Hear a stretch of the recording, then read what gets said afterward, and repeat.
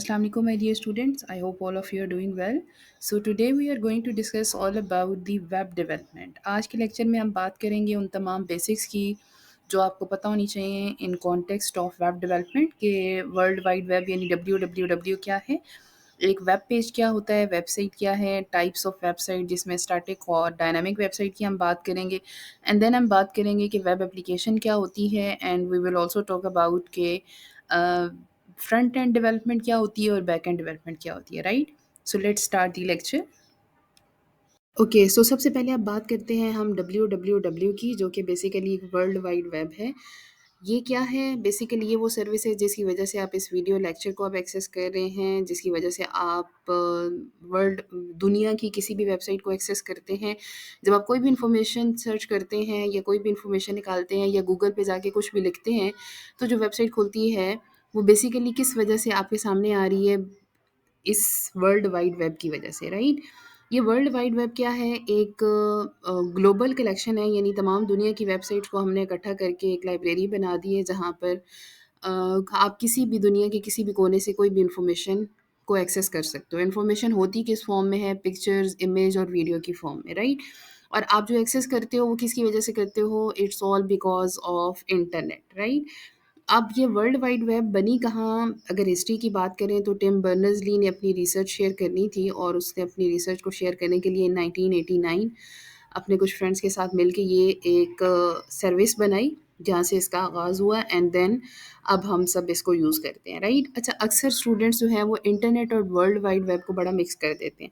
देखें, आप इसको अगर हम एक एग्ज़ाम्पल से समझें तो वो ऐसा है कि जैसे हम कहते हैं हमारे पास रोड्स होते हैं जिसके ऊपर कुछ वैन्स चलती हैं जो कि लोगों को एक जगह से दूसरी जगह पहुँचाती हैं, राइट? तो आप यूँ समझिए कि इंटरनेट आपका रोड है और उसके ऊपर जो है वो ये WWW एक सर्विस है, एक डिलीवरी वैन है जो एक जगह से दूसरी जगह उसको लेके जाती है। किसको? हमारी इन्फॉर्मेशन को। यानी जब हम वो इन्फॉर्मेशन निकाल रहे होते हैं, सर्च कर रहे होते हैं, तो ये WW वो वैन है जो उस इन्फॉर्मेशन को वहाँ से हम तक पहुँचाती है बाय यूज़िंग द रोड्स या जो आपका वाईफ़ाई होता है या इंटरनेट होते हैं, जिसके थ्रू हम एक्सेस कर रहे होते हैं, राइट? और जब आप इसे खोलते हैं तो हमेशा एक URL, जिसे हम यूनिफ़ॉर्म रिसोर्स लोकेटर कहते हैं, जो बेसिकली एड्रेस होता है। अगर उसे आसान अल्फाज में समझें तो एक एड्रेस जिसके थ्रू आपने किसी वेबसाइट को एक्सेस करना है, तो हर उस एड्रेस के स्टार्ट में आपको ये सर्विस नज़र आती है और उसके बाद आपको एक प्रोटोकॉल नज़र आता है, HTTP और HTTPS, जो कि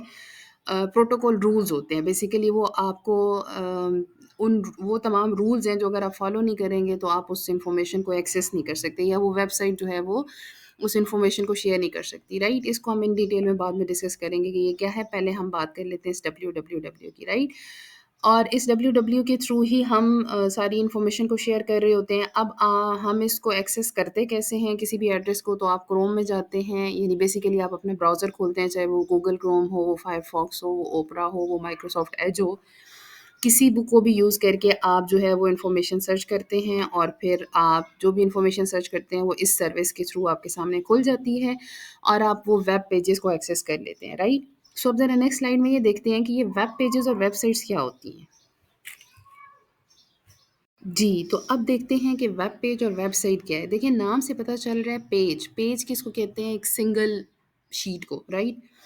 और जिस तरह हम कहते हैं ना, हमारे पास एक बुक होती है और उसमें बहुत सारे पेजेस मिलके बुक बनाते हैं। इसी तरह आप समझें कि आपकी वेबसाइट क्या है? वो कलेक्शन ऑफ पेजेस जो इकट्ठे होंगे और वो मिल के एक बुक बना देंगे, राइट? सो वेब पेज उसका एक सिंगल पेज है। आपकी बुक का एक सिंगल पेज एक वेब पेज है और फिर जब वो इकट्ठे होंगे तो वो एक वेबसाइट बना देंगे। ठीक हो गया?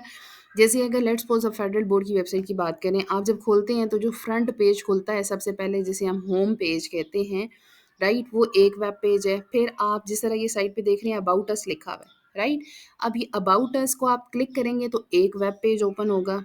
आप ऑफ़िस पे क्लिक करेंगे या स्टूडेंट वाले पे या इंस्टीट्यूशन वाले पे क्लिक करेंगे तो वो सारे सेपरेट-सेपरेट वेब पेजेस बने हुए हैं और हमने उनको कलेक्टिवली मिलाकर इकट्ठा करके एक वेबसाइट बना दी है। तो वेब पेज एक सिंगल पेज होता है और वेबसाइट कलेक्शन ऑफ वो रिलेटेड वेब पेजेस होते हैं, ठीक है? यानी जितने भी हमारे वेब पेजेस होते हैं, अब आपकी मर्ज़ी है आप जो वेब पेज बनाना चाहें। कुछ वेबसाइट पे आपको सिर्फ़ नज़र आता है जी about us, contact us, gallery और होम, राइट? कुछ वेबसाइट्स पे इतनी सी इन्फॉर्मेशन होती है, लेकिन कुछ जैसे अगर फेडरल बोर्ड की बात करें तो वहाँ आपको बहुत सारे डिफरेंट वेब पेजेस नज़र आएंगे, इंस्टीट्यूशन के, रिजल्ट्स के, ऑफिस के, स्टूडेंट के, अबाउट अस, कॉन्टेक्ट अस, और बहुत सारी इस तरह की चीज़ें, राइट। तो बेसिकली ये तमाम के तमाम मिल के वेब पेजेस से स्टार्ट होते हैं और फिर एक वेबसाइट बनती है और फिर वो लिंक्स के थ्रू एक्सेस होते हैं। और बेसिकली जब आप उसके ऊपर क्लिक करते हैं ना, तो आप यूँ समझें कि ऊपर एड्रेस में चेंज होके वो रीडायरेक्ट का मतलब ये है कि वहाँ से मूव करके उस एड्रेस पे चला जाता है, राइट। तो वो एड्रेस वाला पेज आपके सामने खुल जाता है, फिर जब आप दूसरे पे क्लिक करते हैं तो उसका एड्रेस चेंज होकर दूसरे पे चला जाता है। अब ये सब किसकी वजह से पॉसिबल है? लिंक्स की वजह से, कि हर एक उस वर्ड के पीछे एक लिंक लगा हुआ है, जब आप क्लिक करते हैं तो वो उस लिंक पे चला जाता है, राइट। अब आप इसको खोलते कैसे हैं? आप सबसे पहले वेब ब्राउज़र कोई भी खोलते हैं, ठीक है। वेब ब्राउज़र बेसिकली किस लिए यूज़ होता है? ब्राउजिंग के लिए। और ब्राउजिंग किसे कहते हैं? सर्चिंग को। यानी जब आपने कुछ सर्च करना होता है तो आप जाके वो कीवर्ड्स लिखते हैं एंड देन उसके अकॉर्डिंग आपके सामने वेबसाइट खुल जाती है और फिर आप उसको एक्सेस कर लेते हैं। ओके, तो आप समझते हैं कि ये सर्च इंजन क्या होते हैं, राइट। अच्छा, इसमें भी बड़े स्टूडेंट मिक्स करते हैं कि वेब ब्राउज़र और सर्च इंजन में क्या फ़र्क होता है। देखिए, सर्च इंजन बेसिकली क्या है? ये एक आप इसे सर्विस कह सकते हैं, एक टूल कह सकते हैं, जो कि आपको हेल्प करता है कि आप वही इन्फॉर्मेशन निकालें जिस तरह की आप निकालना चाह रहे हैं। यानी ऐसा नहीं है कि आप सर्च कर रहे हैं कि मुझे फ़िज़िक्स के नोट्स चाहिए और आपको सामने कंप्यूटर के नोट्स खोल रहे हैं, और अगर हम कंप्यूटर के नोट्स सर्च कर रहे हैं और आपको सामने फ़िज़िक्स से रिलेटेड चीज़ें मिल रही हैं। तो इसके बैकएंड पे जो चीज़ आपको फैसिलिटेट कर रही है ना, वो ये सर्च इंजन है। ये कैसे काम करता है? आप कुछ कीवर्ड्स लिखते हैं, ये उन कीवर्ड्स, अब वो कीवर्ड्स किधर जाते हैं? एग्ज़ाम्पल यूँ शुरू करते हैं कि आपने सबसे पहले कंप्यूटर के नोट्स खोलने थे, ठीक है? आपने वेब ब्राउज़र खोला, वेब ब्राउज़र कोई भी खोल सकते हैं, फायरफॉक्स, गूगल क्रोम, और आप माइक्रोसॉफ्ट एज कह लें, ठीक है? अब जहाँ जाके आप सर्च कर रहे होते हैं, लेट्स सपोज़ आपने आपने खोला फायरफॉक्स, लेकिन वहाँ आपने लिखा www.google.com, तो वो खोल देगा, ठीक है? अब वो जो google.com है, आपने खोला वेब ब्राउज़र फायरफॉक्स है, उसमें जाके लिखा google.com है, तो वो google.com खुल जाएगा और अब वहाँ पर आप जो भी इन्फॉर्मेशन सर्च करेंगे, तो वो उससे रिलेटेड आपको सारी इन्फॉर्मेशन, आपसे ही रिलेटेड इन्फॉर्मेशन शो कराएगा। अब ये काम कैसे करता है? आप जो टाइप करते हैं वो कीवर्ड्स कहलाते हैं। वो इन कीवर्ड्स को अपने डेटाबेस जो कि पूरा है उसके अंदर मैच करते हैं। जैसे गूगल की बात करें, गूगल के बॉट्स होते हैं। बॉट्स क्या होते हैं? आप उन्हें यूँ समझ लें कि वो हर वक़्त काम कर रहे होते हैं, जो सिर्फ़ देख रहे होते हैं कौन क्या कर रहा है और क्या निकाल के लाना है एंड ऑल दैट, ठीक है?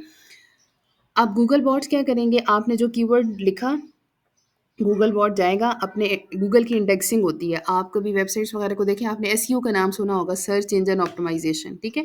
अब उसमें वो क्या कर रहा होता है कि आप जो कीवर्ड लिखते हैं वो उसको अपनी जो लाइब्रेरी होती है उसके पास, जिसमें उसने सारी वेबसाइट कलेक्ट करके रखी होती है, उनसे जाके मैच करता है। और जिसकी मैचिंग्स, यानी जिसकी एसईओ सबसे ज़्यादा अच्छी होती है, जहाँ पर कीवर्ड सबसे ज़्यादा मैच कर रहे होते हैं, उसको उठा के टॉप पे ले आते हैं। और फिर आप उसके अकॉर्डिंग उस इन्फॉर्मेशन को एक्सेस कर रहे होते हो। अब ये सब किसकी वजह से होता है? रैंकिंग की, रैंकिंग कैसे इम्प्रूव होती है? एसईओ की वजह से। एसईओ कैसे इम्प्रूव होती है? जितना आपके कंटेंट में कीवर्ड ज़्यादा अच्छे होंगे, जो लोग ज़्यादा सर्च करते हैं या जो इन्फॉर्मेशन ज़्यादा सर्च की जाती है, जितने उससे रेलेवेंसी होगी आपके कंटेंट की, यानी आपका कंटेंट में उतने वो वर्ड यूज़ हुए होंगे, इतना आपकी एसईओ अच्छी होगी और आपकी जो वेबसाइट है वो टॉप पे आएगी और आप उस इन्फॉर्मेशन को एक्सेस कर लेंगे, राइट? तो अब ये सर्च इंजन क्या है? ये बेसिकली ये पूरा काम मैनेज कर रहा है कि लोग जो सर्च करें उन्हें उसी से रिलेटेड इन्फॉर्मेशन को एक सीक्वेंस की फॉर्म में शो कराया जाए। और दुनिया में हज़ारों लोग एक ही चीज़ पे काम कर रहे होते हैं, तो उसमें से वो सबसे ज़्यादा अच्छी चीज़ जो इससे पर्सन ने सर्च की है, उससे जो सबसे ज़्यादा रेलेवेंट है वो उसे सामने शो करानी है, ठीक है? तो ये काम है आपके सर्च इंजन का। अब सर्च इंजन कई तरह के होते हैं, ये बात याद रखिएगा कि Google Chrome is a web browser, but google.com is a search engine, ठीक है? इसी तरह बिंग और याहू सर्च इंजन आपने देखे होंगे जो हम यूज़ करते हैं। अब ये तमाम क्या हैं? ये तमाम सर्च इंजन्स हैं, यानी जो आपको हेल्प कर रहे हैं कि आप इन्फॉर्मेशन को इंटरनेट पे सर्च कर सकते हैं, कीवर्ड से रेलेवेंसी को मैच करते हैं, जिसकी रैंकिंग सबसे ऊपर होती है, इंडेक्सिंग अच्छी होती है, कंटेंट अच्छा होता है, उसको सबसे ऊपर शो कराते हैं, राइट? और ये क्या, इसका काम क्या है कि लोगों को उनसे रेलेवेंट इन्फॉर्मेशन जल्द से जल्द वर्ल्ड वाइड वेब में से सर्च करके देना और फास्टर करके देना, क्योंकि दुनिया में इतने लोग अगर सेम कंटेंट बना रहे हैं, लेकिन इस पर्सन को वही डाटा शो करें जो इससे सबसे ज़्यादा रेलेवेंट है। ओके, तो अब हम बात कर लेते हैं करैक्टरिस्टिक्स ऑफ वेबसाइट की। देखें, करैक्टरिस्टिक्स किसी वेबसाइट के क्या होते हैं? बेसिकली वो तमाम फ़ीचर्स या वो तमाम खसूसियात या वो चीज़ें जिन्हें हमें एक वेबसाइट को बनाते हुए माइंड में रखना होता है और जिनकी बेसिस पे हमारी एक वेबसाइट बनती है। जिसमें सबसे पहली चीज़ आती है कंटेंट। कंटेंट क्या होता है कि आपकी जो वेबसाइट की इन्फॉर्मेशन है, वो किस तरह से आप देंगे। यानी पहली बात जो हम डिसाइड करेंगे, क्या वो कोई स्टैटिक होगा, यानी बस जिस तरह हमने देना है वैसे हम दे देंगे, या फिर वो डायनामिक होगा कि हर यूज़र के मुताबिक उसे हमें चेंज करना होगा। यानी हर यूज़र को उसके मुताबिक डिफरेंट तरह से उसको शो कराना होगा। फिर हम बात करते हैं पेजेस की कि इन्फॉर्मेशनल पेजेस कौन-कौन से होने चाहिए। जैसे देखें, अगर मैं एक सिंपल वेबसाइट बना रही हूँ, जिसके अंदर सिर्फ़ मुझे शोकेस करना है, शोकेस का मतलब दिखाना है, यानी मुझे सिर्फ़ लोगों को दिखाना है कि अच्छा जो मेरे प्रोजेक्ट्स हैं वो क्या होंगे, राइट? तो उसके अंदर मेरा सिर्फ़ एक 3 से 4 पेजेज़ होंगे जिसमें अबाउट अस, होम और कोई प्रोजेक्ट्स की डिटेल्स होगी। सो डिपेंड करता है ना, आप किस तरह की वेबसाइट बना रहे हैं। तो हमें सबसे पहले ये भी देखना होता है कि वेबसाइट में कितने पेजेज़ होंगे और कितने पेजेज़ से मिलके ये वेबसाइट बनेगी। फिर मल्टीमीडिया एलिमेंट्स में क्या आता है कि इमेजेस, ऑडियोज़, वीडियोज़ क्या होंगी, उसका कंटेंट क्या होगा, वो क्या-क्या इंक्लूड करना है। देन नेविगेशन मेन्यू आता है। देखिए, नेविगेशन मेन्यू कौन-सा होता है, आप अक्सर जब वेबसाइट खोलते हैं, तो आपको एक साइड पे कुछ क्लिकेबल, यानी जिनको हम क्लिक कर सकते हैं, कुछ वर्ड नज़र आ रहे होते हैं, साइड बॉक्सेस पे जिसमें अबाउट अस, कॉन्टेक्स्ट वगैरह होता है, या फिर आपको टॉप पे हेडर में नज़र आ रहे होते हैं। जिस तरह आप हेडबोर्ड की वेबसाइट खोलो तो आपको सामने टॉप पे नज़र आते हैं जी, about us, institution and students और इस तरह की चीज़ें, राइट? या फिर आपको अक्सर फुटर में भी ऐसी चीज़ें नज़र आ रही होती हैं जिसके अंदर कुछ क्लिकेबल, क्लिकेबल का मतलब जिन्हें क्लिक किया जा सकता है, ठीक है? यानी आप उसके ऊपर क्लिक करोगे तो वो नया पेज ओपन होगा या कुछ ओपन होगा। तो वो जो जिस जगह पे वो गिवन होते हैं उसको बेसिकली आप काइंड ऑफ नेविगेशन मेन्यू कह सकते हैं। वैसे तो हेडर और फुटर होता है, नेविगेशन मेन्यू हमेशा वेबसाइट के साइड बार पे, यानी साइड पे गिवन होता है, लेफ्ट और राइट साइड पे, या फिर टॉप पे भी हम जो है वो उसको नेविगेशन मेन्यू कहते हैं, राइट? मेन्यू क्या होता है, एक लिस्ट होती है जिसमें आपको डिफरेंट क्लिकेबल आइटम, यानी डिफरेंट ऐसे वर्ड्स दिए होते हैं जिनको आप क्लिक कर सकते हैं और वो खुलते हैं। नेविगेशन का मतलब जो बेसिक लिटरल मीनिंग है ना नेविगेशन का, वो होता है एक जगह से दूसरी जगह मूव करना। यानी कि नेविगेशन मेन्यू आपको हेल्प करता है कि आप एक पेज से दूसरे पेज पे जा सको। यानी वो क्लिकेबल आइटम्स होते हैं या क्लिकेबल वर्ड्स होते हैं जिनको आप क्लिक करते हो तो आप अगले पेज पे चले जाते हो। फिर आपके पास वेब पेज, होम पेज आता है। देखिए, ये बात तो हम पहले कर चुके हैं कि वेब पेज एक सिंगल पेज कहलाता है और मल्टीपल पेजेस मिलके एक वेबसाइट बनाते हैं, और होम पेज आपका फ्रंट पेज होता है। यानी जब भी आप कोई वेबसाइट खोलते हैं, जैसे vac.edu.pk आप लिखोगे तो जो पहला पेज खुलेगा वो होम पेज होगा। फिर उसके अंदर नेविगेशन मेन्यू होगा जिसको यूज़ करके आप डिफरेंट पेजेस पे जा सकते हो और उनको क्लिक करके मूव कर सकते हो। फिर आपके पास जो है वो हर पेज का एक यूनिक एड्रेस होता है, क्योंकि अगर एड्रेस यूनिक नहीं होगा तो ऑब्वियसली सारे पेजेस को हमें पता कैसे चलेगा कि किस को क्लिक करने पे किस पे जाना है। जैसे अबाउट अस का पेज है तो उसका यूनिक एड्रेस अलग से होगा, यानी शुरू में एड्रेस वही होता है vac.edu.pk, आगे एक बैकस्लैश और फिर उसका नाम लिख दिया जाता है। जैसे अबाउट अस का पेज है तो अबाउट अस लिखा जाएगा, फिर हम जब उसको क्लिक करेंगे तो उस पेज पे चले जाएंगे। सिमिलरली कॉन्टैक्ट अस का, स्टूडेंट्स का एंड इंस्टीट्यूशन का, राइट? तो इस तरह से डिफरेंट तरह के जो पेजेस हैं उनको यूनिक एड्रेस असाइन करके और फिर उनको क्लिकेबल आइटम की फॉर्म में, नेविगेशन मेन्यू की फॉर्म में गिवन होता है। तो हमें ये भी देखना होता है कि अच्छा वो हमें किस तरीके से बनाना है, या कैसे शो कराना है और क्या एड्रेसेस देने हैं और उनकी एड्रेसिंग स्कीम क्या होगी। बाकी फॉर्म्स वगैरह होते हैं, जैसे लॉगिन फॉर्म होता है, डायनामिक के अंदर होता है। स्टैटिक के अंदर तो बस यही चीज़ें होती हैं। डायनामिक के अंदर ये होता है कि आपका लॉगिन और फॉर्म होना चाहिए, साइन अप फॉर्म हो, और आप किस तरीके से उसको यूज़ करोगे। तो ये वो तमाम चीज़ें हैं जो एक वेबसाइट बनाते हुए हमें माइंड में रखनी होती हैं। कंटेंट क्या होगा, पेजेस कितने होंगे, किस तरह के होंगे, मल्टीमीडिया कंटेंट कैसा होगा, मेन्यू कैसा होना चाहिए, सब मेन्यू होंगे या नहीं होंगे, कैसे बनेंगे, नेविगेशन मेन्यू कहाँ देना है, लेफ्ट राइट कहाँ-कहाँ पर। सिमिलरली वेब पेजेस कितने होंगे, होम पेज की लुक कैसी होगी, होम पेज कौन-सा होगा, किस तरह का होगा and all that, right? So all of these are the characteristics of websites जो कि हमें माइंड में रखने हैं। अब बात करते हैं ज़रा वेब एप्लीकेशन की। देखें, एप्लीकेशन के नाम से पता चल रहा है कि एप्लीकेशन का मतलब है कोई एक पूरी ऐप, जिसे आप ऐप कहते हैं, ठीक है?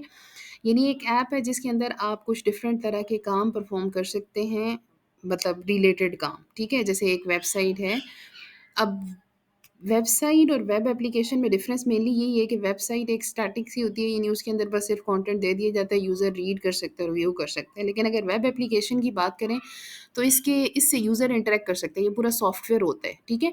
और आप जो है वो डिफरेंट तरह के काम परफॉर्म कर सकते हैं। Most of the web application कौन सी होती हैं जिसके अंदर वो लॉगिन और साइन अप होता है और फिर उसके बाद आप कोई ऑपरेशन परफॉर्म कर सकते हैं और कुछ डाटा को चेंज कर सकते हैं।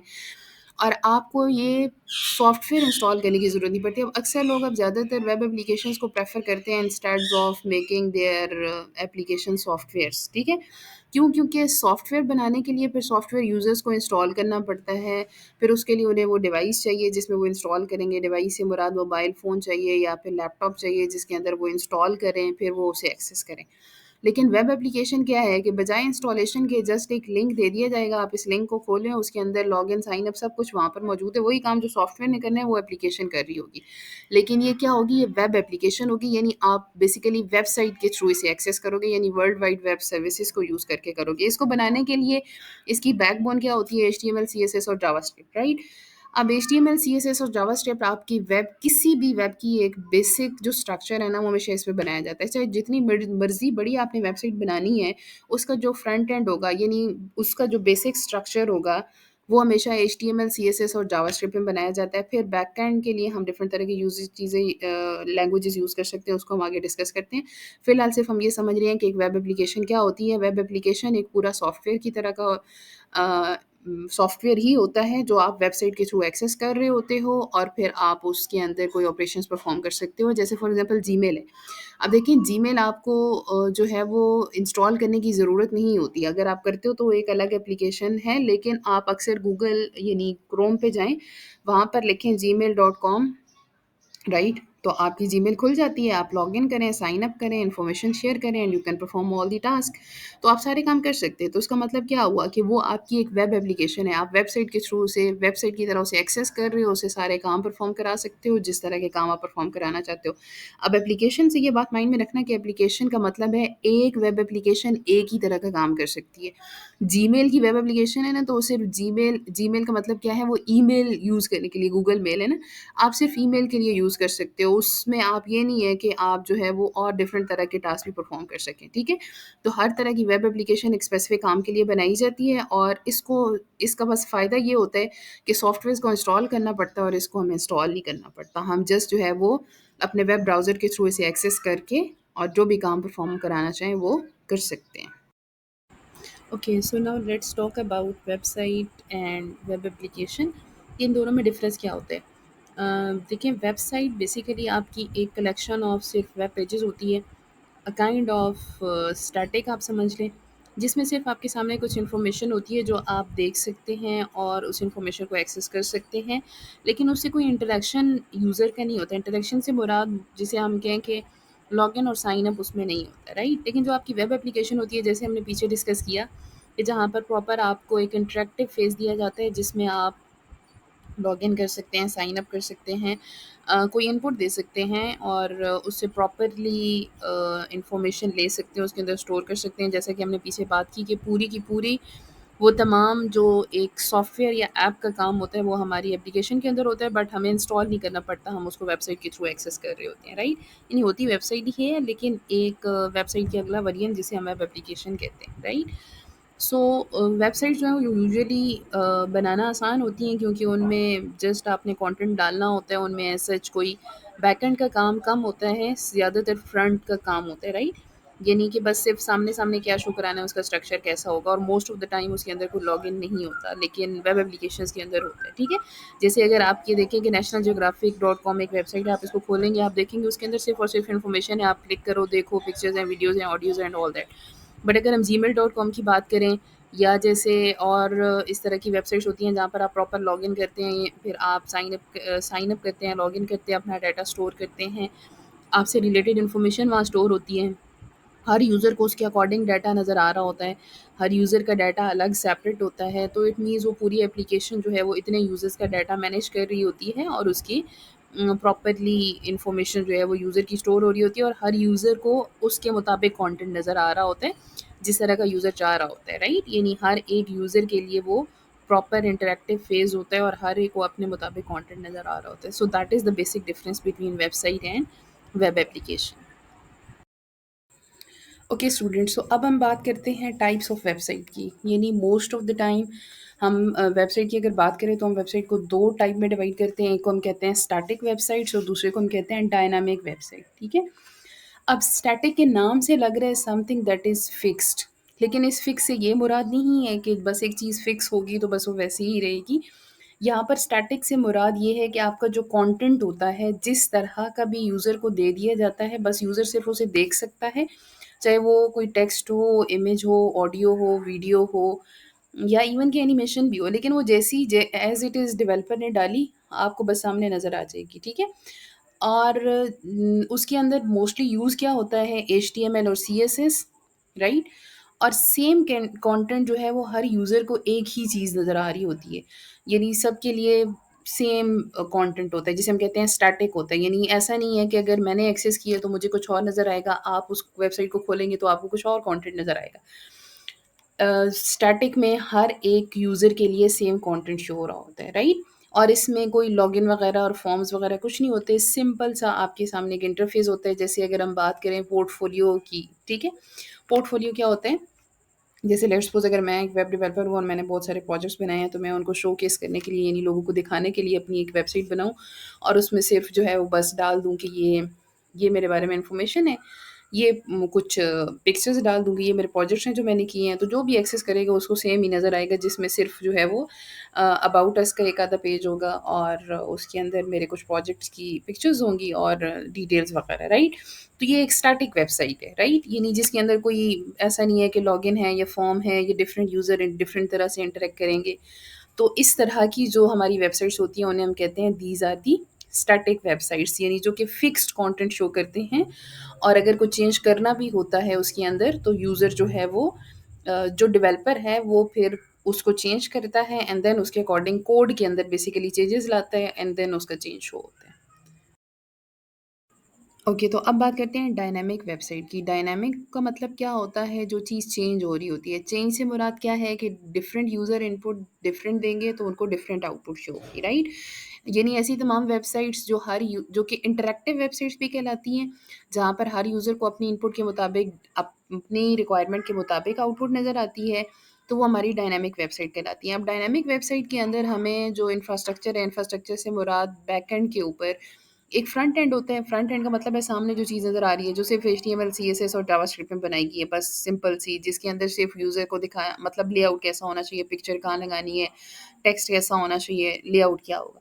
फिर एक चीज़ होती है बैकएंड, जो कि बैकएंड पे डेटाबेस के अंदर इन्फॉर्मेशन को स्टोर करके, प्रोसेस करके हर यूज़र को क्या दिखाना है, हर यूज़र की इन्फॉर्मेशन क्या है, उस यूज़र की रिलेटेड डाटा कौन-सा है, ताकि उस यूज़र की इन्फॉर्मेशन के मुताबिक उसे को शो कराया जाए। तो उसके लिए फिर हमें यहाँ पर अपना सर्वर भी हमें चाहिए होता है, डेटाबेस भी चाहिए होता है, फिर सर्वर साइड लैंग्वेज जो स्क्रिप्टिंग होती है, बैकएंड डेवलपमेंट की जो लैंग्वेजेज़ होती हैं, जैसे पीएचपी हो गई, पाइथन हो गई, आजकल पाइथन ज़्यादा यूज़ हो रही होती है या वैसे पीएचपी भी यूज़ होती है, तो वो जो लैंग्वेजेज़ हैं, वो भी हमें चाहिए होती हैं, राइट? वो रिक्वायर होती हैं ताकि बैकएंड को हम मैनेज कर सकें।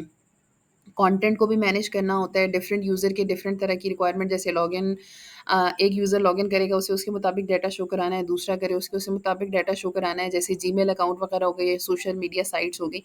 तो ये तमाम की तमाम हमारे डायनामिक वेबसाइट के अंदर आती हैं, जहाँ पर हमें फ्रंट एंड और बैक एंड दोनों को मैनेज करना होता है और हर यूज़र के मुताबिक उसको उसकी रिक्वायरमेंट के मुताबिक डाटा शो कराना होता है, ठीक है? तो हमारी वेब एप्लीकेशन जितनी भी हैं, वो सारी डायनामिक वेबसाइट्स के अंदर आती हैं, जहाँ पर यूज़र को उसकी रिक्वायरमेंट के मुताबिक डाटा शो किया जाता है।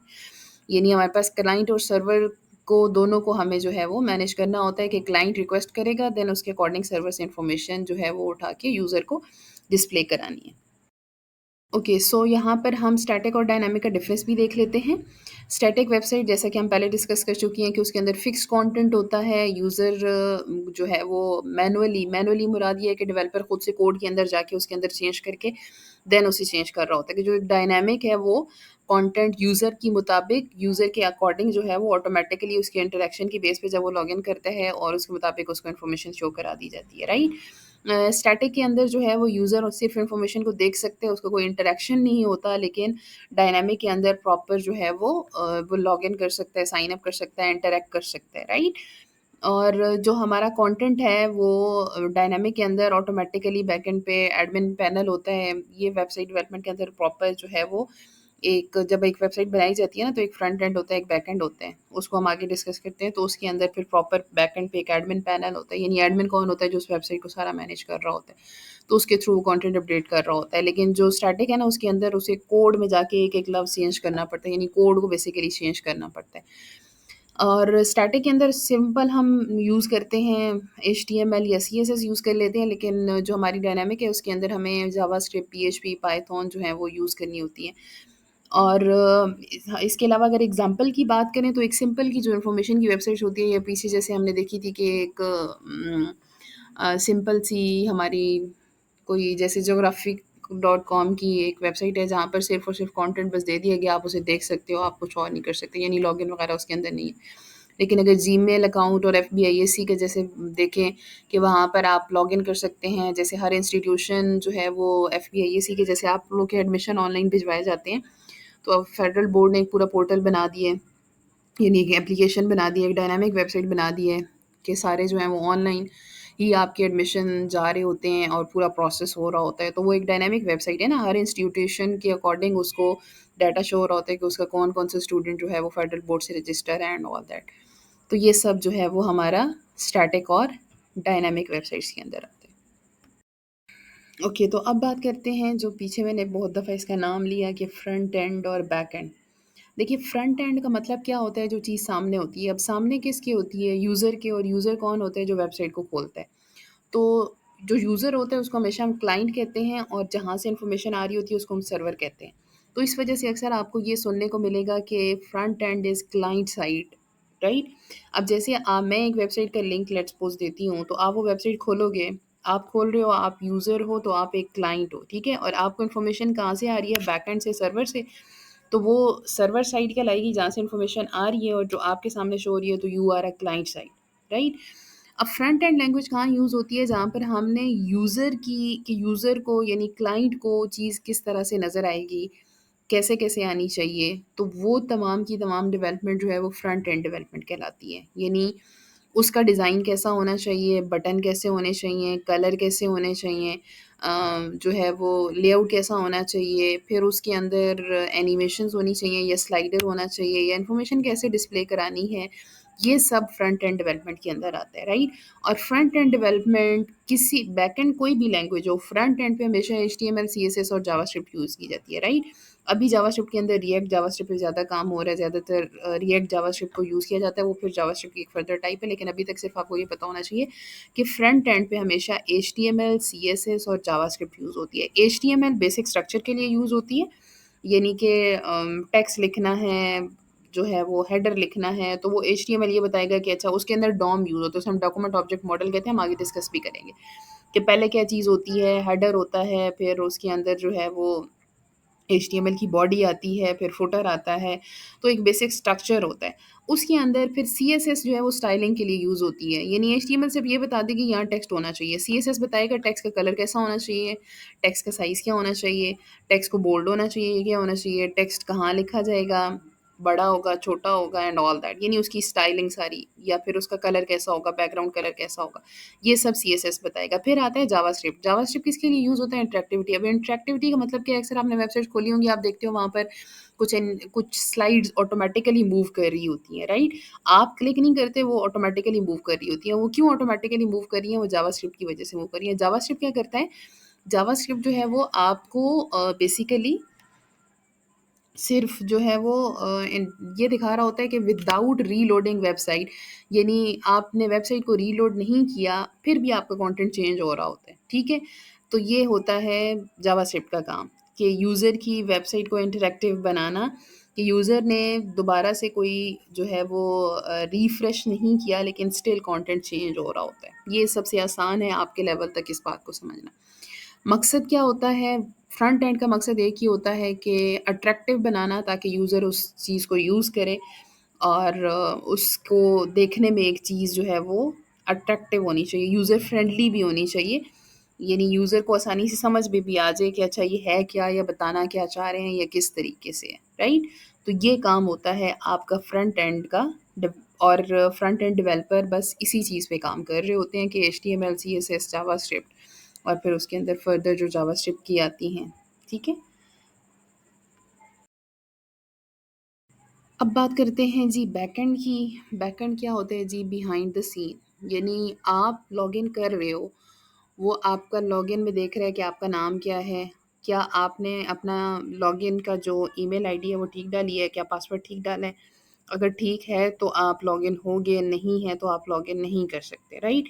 अब इस चीज़ को मैनेज करने के लिए भी पीछे कोई कोड तो होगा जो ये सब कुछ मैनेज कर रहा होगा। अब वो कोड जो पीछे ये सारे काम हैंडल कर रहा है, that is backend code, right? और वो डेवलपमेंट क्या होगी, यानी बैकएंड डेवलपर कौन होंगे, जो वो सारा कोड लिखेंगे कि एक यूज़र लॉगिन कैसे करेगा, उसकी इन्फॉर्मेशन या साइन अप कैसे करेगा, फिर उसकी इन्फॉर्मेशन सेव कैसे होगी, फिर अगर वो लॉगिन करता है तो वो चेक कैसे करना है, मैच कैसे करना है कि क्या उसने अपनी क्रेडेंशियल्स यानी अपना यूज़र नेम और पासवर्ड क्या ठीक डाला है या नहीं डाला। तो ये तमाम काम क्या कहलाता है, हमारा बैकएंड डेवलपमेंट, राइट? यानी बिहाइंड द सीन वेबसाइट क्या करना है, इसको हम सर्वर साइड कहते हैं। जैसे पहले मैंने आपको कहा था ना, जो फ्रंट एंड है वो आपकी क्लाइंट साइड है, यानी जो क्लाइंट को नज़र आ रहा है, और बैक एंड आपकी सर्वर साइड है, यानी जहाँ पर ये सारी इन्फॉर्मेशन सेव होगी, वहाँ से ला के आप तक पहुँचानी है, तो वो सर्वर साइड पे सारे काम कैसे होने हैं। तो ये जो बैक एंड है, इसके अंदर बेसिकली हमने डेटाबेस को मैनेज करना होता है, डिफरेंट यूज़र के अकाउंट को मैनेज करना होता है, लॉजिक बनानी होती है, यूज़र कैसे लॉगिन करेगा, इन्फॉर्मेशन कैसे स्टोर होगी, इन्फॉर्मेशन वापस चेक कैसे होगी। और इसके लिए जो प्रोग्रामिंग लैंग्वेजेस यूज़ होती हैं वो PHP, Python, node dot JS, right? और ज़्यादातर आजकल वैसे पीएचपी भी यूज़ होती है, बट पाइथन उससे ज़्यादा भी यूज़ हो रही है, राइट? पीएचपी में वर्डप्रेस के अंदर जो कि एक बेसिक बहुत आसान तरीका है वेबसाइट बनाने का, उसके अंदर यूज़ हो रही होती है, राइट? सो बेसिकली इन सब का काम क्या है कि पीछे एक डेटाबेस बनाना है। अब डेटाबेस भी कई तरह के होते हैं। डेटाबेस क्या होता है? Database collection of similar files at one place होता है। यानी डेटाबेस का मतलब है कि हम एक तरह की तमाम इन्फॉर्मेशन को एक जगह स्टोर कर देते हैं और फिर वहाँ से हमें प्रोसेस करना आसान होता है, उसको मैनेज करना आसान होता है। अब डेटाबेस भी कई तरह के होते हैं। नॉर्मली वेबसाइट वेब डेवलपमेंट के अंदर जो आजकल ज़्यादातर यूज़ हो रहा है वो एक एसक्यूएल है, स्ट्रक्चर्ड क्वेरी लैंग्वेज, और माई एसक्यूएल, जिसे हम स्ट्रक्चर क्वेरी लैंग्वेज जो एक लैंग्वेज है ना जो यूज़ करते हैं, माई एसक्यूएल डेटाबेस होता है और मोंगोडीबी होता है। बेसिकली ये एक टेबल की फॉर्म में होता है जिसमें एक यूज़र का डाटा एक रो की फॉर्म में स्टोर कर दिया जाता है, एंड देन वो उसको प्रोसेस कर लेते हैं, राइट? तो अब इस पूरे डेटाबेस को मैनेज करने के लिए फिर हम ये लैंग्वेजेस के थ्रू, यानी इन पीएचपी, पाइथन की लैंग्वेजेस के अंदर क्यूरीज यूज़ करके, अब क्यूरी क्या होती है, ये आपके लेवल के ऊपर की बात है, तो इसलिए अभी तक इसको हम यहाँ पर डिस्कस नहीं करते। बस आपने अभी तक यहाँ समझना ये है कि ये लैंग्वेजेस जो हैं वो यूज़र का डाटा सर्वर पे स्टोर करने के लिए और वहाँ से उसकी इन्फॉर्मेशन को रिट्रीव करके प्रोसेस कराने के लिए यूज़ होती है। और बैकएंड डेवलपमेंट ये होती है कि बैकएंड पे यानी किस तरीके से यूज़र का डाटा स्टोर करना है और किस तरीके से उठाना है। जैसे लेट्स सपोज़ आप फेडरल बोर्ड की हम एग्ज़ाम्पल ले लेते हैं, आपका रिज़ल्ट आता है। रिज़ल्ट में आपके सामने एक फॉर्म खुलता है, आपको कहा जाता है जी enter your roll number. Mostly यही होता है ना, एंटर योर रोल नंबर, या फिर वो ये पूछ लेते हैं अपना नाम लिखें और रोल नंबर लिखें, या फादर नेम लिखें या रोल नंबर लिखें। वो जो सामने इंटरफ़ेस आपके खुला हुआ है जिसमें एक बटन आपको सॉरी टेक्स्ट बॉक्स नज़र आ रहा है जिसके अंदर आप अपना रोल नंबर डालोगे, फिर नीचे एक बटन नज़र आ रहा है जिसके ऊपर क्लिक करते हो शो रिज़ल्ट या व्यू रिज़ल्ट, ठीक है? तो ये जो सामने चीज़ आपको नज़र आ रही है that is your front end. जब आप उसके ऊपर क्लिक करते हो रोल नंबर, तो अब उस रोल नंबर ने वापस जाना है फेडरल बोर्ड के सर्वर के ऊपर जाके चेक करना है, अच्छा इस रोल नंबर वाला कौन सा स्टूडेंट है, इसने कौन से पेपर दिए हैं, इसके कितने मार्क्स हैं। डेटाबेस के अंदर वो मार्क्स स्टोर हैं, फिर उसने वो सारे वहाँ से उठाने हैं और उठा के पूरी एक रिज़ल्ट शीट यानी रिज़ल्ट कार्ड की फॉर्म में आपके सामने शो कराना है। तो ये जो प्रोसेस है ना, जो आपने बटन पे क्लिक किया और क्लिक करने के बाद बैकएंड के ऊपर से सारी इन्फॉर्मेशन वहाँ से उठी, रिट्रीव हुई, जिसे हम कह उठाने को बेसिकली रिट्रीव करना, यानी वहाँ से उठाई, रिट्रीव की, उसको देखा और फिर यूज़र को शो कराया। तो ये सारा काम किसने किया? बैकएंड डेवलपर ने, कि ये काम कैसे होगा। और फ्रंट एंड डेवलपर ने क्या किया? उसने कहा कि अच्छा सामने यानी आपको शो कैसे होगा? एक बॉक्स बना आएगा, एक बटन बना नज़र आएगा और यूज़र जो है वो अपना रिज़ल्ट कार्ड के लिए रोल नंबर डालेगा और उसके ऊपर उसकी इन्फॉर्मेशन उसको शो हो जाएगी, ठीक है? तो this is front end development and back and development. ये डिफ़रेंस मैंने आपके पेपर पर के पर्सपेक्टिव से लिख दिया है। वैसे तो ये बहुत आसान है, हम अभी पीछे बात कर ही चुके हैं कि फ्रंट एंड सारा कुछ डिज़ाइन और लेआउट है और बैक एंड सारा कुछ सर्वर और डेटाबेस की हैंडलिंग है, ठीक है? फ्रंट एंड को क्लाइंट साइड डेवलपमेंट भी कहते हैं और बैक एंड को सर्वर साइड डेवलपमेंट भी कहते हैं। बाकी फ्रंट एंड के ऊपर हम ये देख रहे होते हैं कि जो यूज़र क्लिक कैसे करेगा, कैसे रीड करेगा, कैसे इंटरैक्ट करेगा, किस तरीके से काम होगा, लेकिन उन्हीं क्लिक की बेसिस पे काम करना क्या है, एक्शन कैसे परफ़ॉर्म करने हैं, या बैकएंड पे काम कैसे होगा वो बैकएंड डेवलपमेंट बता देगी, right. HTML CSS JavaScript normally use होती है फ्रंट एंड को डिज़ाइन करने के लिए। जावास्क्रिप्ट फ्रंट एंड के लिए भी यूज़ होती है और अक्सर बैकएंड के लिए भी यूज़ की जाती है, जहाँ पर इन्फॉर्मेशन को एक्सचेंज कराना हो हमने। तो PHP, पाइथन, Node.js, MySQL, ये तमाम की तमाम जो हैं वो हम बैकएंड के लिए यूज़ कर रहे होते हैं। फ्रंट एंड का मकसद सिर्फ़ और सिर्फ लुक और डिज़ाइन पे काम करना है, और बैकएंड का लॉजिक पे काम करना है कि काम करना कैसे है, सिक्योरली ट्रांसमिट हो, हैकिंग ना हो, प्रोसेस हो जाए, डाटा यूज़र कैसे एक्सेस करेगा, किस तरीके से यूज़र को शो कराना है एंड ऑल दैट, राइट। तो इसी तरह से एग्जांपल भी आपके सामने है कि डिज़ाइनिंग जो रिज़ल्ट पेज की होगी वो फ्रंट एंड होगी, लेकिन आपका रिज़ल्ट आप तक, यानी आप ही का रिज़ल्ट आपको शो करना है, और जो पेपर आपने दिए हैं, जो मार्क्स आपके हैं वो शो हो, ऐसा ना हो किसी और स्टूडेंट का डाटा किसी और को शो हो रहा हो, तो ये फिर एरर आ जाएगा, राइट। इसे हम बग कहते हैं। So that is the basic difference between front end back end. Okay, so अब इस एक स्लाइड के अंदर हमने अपने पीछे जितने भी टॉपिक डिस्कस किए हैं उन सब का एक क्रक्स समझ लें कि हम समझते हैं कि एक्चुअली वेबसाइट के अंदर, या जो हम वेबसाइट एक्सेस करते हैं वहाँ पर एक्चुअली बैकएंड पे या प्रोसेसिंग में हो क्या रहा होता है। यानी हम सिंपल सी एग्जांपल लेके भी डिस्कस करते हैं, एंड पे डिस्कस करेंगे। पहले देखते हैं ज़रा होता क्या है। सबसे पहले लेट्स सपोज आपका रिजल्ट आया, राइट। आपने रिजल्ट को एक्सेस करना है तो आप सबसे पहले तो क्या करोगे, गूगल क्रोम ही खोलोगे। उसके अंदर जाके आप एड्रेस टाइप करोगे फेडरल बोर्ड का, जो भी रिजल्ट का होगा फेडरल बोर्ड का। तो जो आप टाइप कर रहे हो तो वो कीवर्ड्स हैं, ठीक है। आपने टाइप किया कीवर्ड्स के अकॉर्डिंग, पहली वेबसाइट ही फेडरल बोर्ड की खुल गई। अब जब आप फेडरल साइट, या आप डायरेक्ट यूआरएल भी टाइप कर सकते हो। यूआरएल क्या होता है, आपको पता है कि फेडरल बोर्ड की वेबसाइट का एड्रेस क्या है, यूआरएल एड्रेस ही होता है ना।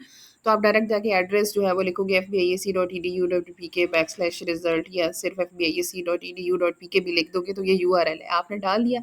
अब जब आप यूआरएल डाल देते हो, ठीक है, तो आपने अक्सर देखा होगा हर वेबसाइट के अंदर www के साथ एक HTTP होते हैं और एक HTTPS होते हैं, ठीक है। ये प्रोटोकॉल्स होते हैं जो बेसिकली आपकी उस रिक्वेस्ट को सर्वर तक पहुंचाने के लिए हेल्प कर रहे होते हैं, यानी पता चले सर्वर को कि किस तरह की रिक्वेस्ट आई है, ठीक है। www का काम तो सिर्फ डाटा को लेके जाना है ना, लेकिन उसको किस तरीके से लेके जाना है वो रूल्स कौन बताएगा, वो आपके ये HTTP और HTTPS दो प्रोटोकॉल्स हैं, ये बताते हैं। एक है हाइपर टेक्स्ट ट्रांसफर प्रोटोकॉल और एक है hyper text transfer protocol security या सिक्योर। जो HTTP है ये सिक्योर नहीं होता, यानी आपका डाटा जो है वो सिक्योरली वहाँ से यहाँ नहीं आ रहा होता, लेकिन जो HTTPS है इनके पास सर्टिफिकेट होते हैं और यहाँ पर डाटा की ट्रांसमिशन जो है वो सिक्योरली हो रही होती है, यानी आपका डाटा हैक नहीं हो सकता। उसके साथ अक्सर आपने देखा होगा एक लॉक का बटन बना होता है, यानी कि आपकी इन्फॉर्मेशन सिक्योर है। यानी अब आपने रिक्वेस्ट की है, आप क्लाइंट हैं, आपने रिक्वेस्ट की है, आपकी रिक्वेस्ट HTTP और HTTPS के प्रोटोकॉल के थ्रू, और www ने उसको यहाँ से लेके उस फेडरल बोर्ड के सर्वर तक पहुँचा दिया है कि ये यूज़र जो है वो आपकी इन्फॉर्मेशन को एक्सेस करना चाहता है, या इसने ये इन्फॉर्मेशन एक्सेस करने के लिए यूआरएल मुझे दी है कि मुझे इस एड्रेस पे स्टोर बैकएंड पे जो इन्फॉर्मेशन है वो मुझे चाहिए। आपके सामने इन्फॉर्मेशन शो हो गई, सर्वर के पास रिक्वेस्ट चली गई, सर्वर ने देख लिया किस तरह की रिक्वेस्ट है, मुझे क्या करना है, जिस तरह की रिक्वेस्ट है। लेट्स सपोज अगर आपने रिजल्ट खोला होगा तो वो पता चल जाएगा उसे कि अच्छा मुझे इसको रिजल्ट शो कराना है, उसके अकॉर्डिंग वापस आपको सारी इन्फॉर्मेशन मिलेगी, सर्वर आपको वापस इन्फॉर्मेशन भेजेगा और www उसको वापस इन्फॉर्मेशन को लेके आएगा आपके ब्राउज़र में, और आपके सामने वो पूरा वेब पेज जो है वो डिस्प्ले हो जाएगा, और अब आप उसके अंदर जो काम परफॉर्म करना चाहते हैं, जैसे लेट्स सपोज आपने रिजल्ट का पेज खोला था तो वो खुल जाएगा। अगर सिंपल वेबसाइट खोली थी, उसके बाद फिर आप क्लिक करेंगे उस रिजल्ट वाली टैब के ऊपर, तो आपके सामने रिजल्ट का इंटरफेस खुल जाएगा, और उसके अंदर आप जब टाइप करोगे तो फिर फ्रंट एंड तो हो गया, बैक एंड से फिर वो इन्फॉर्मेशन को रिट्रीव करेगा और वापस आपको इन्फॉर्मेशन शो करा देगा, राइट। सो ये एक बेसिक स्ट्रक्चर है जिसके अंदर आपकी जो इन्फॉर्मेशन है वो प्रोसेस हो रही होती है, यानी इस तरीके से आप जब एड्रेस टाइप करते हो तो सर्वर के पास इन्फॉर्मेशन जाती है, सर्वर उसको रीड करके उसके अकॉर्डिंग वापस इन्फॉर्मेशन भेजता है, और दैट्स हाउ आर ब्राउज़र, यानी क्लाइंट साइड और सर्वर साइड जो है वो एक दूसरे से कम्युनिकेट करते हैं और आपको इन्फॉर्मेशन शो कराते हैं। Okay, so let's summarize today's lecture. आज के लेक्चर में हमने सीखा कि वेब पेज क्या होता है, वेबसाइट्स क्या होती हैं, स्टैटिक वेबसाइट्स कौन सी होती हैं, डायनामिक कौन सी होती हैं। बेसिकली स्टैटिक जो फिक्स्ड कंटेंट शो करती हैं, यूज़र की इंटरेक्टिविटी कम होती है, डायनामिक वो होती है जो यूज़र के लिए इंटरेक्टिव होती हैं। फिर हमने वेब एप्लीकेशंस की बात की कि वेब एप्लीकेशंस पूरी एक ऐप होती हैं, सॉफ्टवेयर होता है जो आप वेबसाइट के थ्रू एक्सेस कर रहे होते हो, आपको इंस्टॉल करने की ज़रूरत नहीं पड़ती। फिर हमने बात की कि फ्रंट एंड डेवलपमेंट क्या होती है, जो कि आपका सामने शो हो रहा होता है, लेआउट कैसा है, बटन कैसे हैं, डिज़ाइन कैसे है। और बैकएंड क्या होती है कि यूज़र की इन्फॉर्मेशन सेव कैसे होगी और रिट्रीव कैसे होगी, राइट। फिर हमने बात की कि एक ब्राउज़र से जब आप एक एड्रेस टाइप करते हैं तो ये कम्युनिकेशन कैसे होती है, उसका पूरा फ्लो क्या है, right. So I hope today's lecture will be beneficial for all of you. If you have any question, feel free to ask in the comment section. Do like, share, and subscribe for more such lessons and videos. Thank you for watching.